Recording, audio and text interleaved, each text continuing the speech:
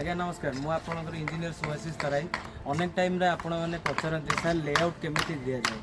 आसतु आज जाना मो पचर देखिए लेआउट कम चलती विषय किसी टिप्स मन रखि लेआउट जदि टिके एफर्ट सपोर्ट हुए आपणकर घर डायगोनाल एवं घर साइज मनकर छोट बड़ हो जाए आसतु आज जाना लेआउट केमी जाए आसतु जितेबाला लेआउट दिखती सदा मन रखि बाहर आप बुर्ज रेफरेन्स पॉइंट आप दबा दरकार जहाँफल कि आपंकर खोला पर्यंत ये रेफरेन्स पॉइंट आपंकर कटि न थाए और पुणी जिते आप लेआउट देते हैं असुविधा हुए जो आप घर कर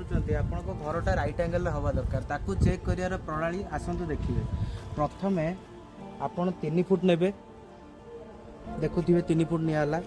तापर आप 4 फुट ने आमर यहाँ रईट एंगल बाहर गोटे प्रोसेस देखु ये 4 फुट अच्छी तापर ए कोण से कोण आपणकर है 5 हवा दरकार देखुए परफेक्ट 5 ता माने आपणकर राइट एंगल है एमती गुनिया बा राइट एंगल आपण एमती साइड रे चेक करेंगे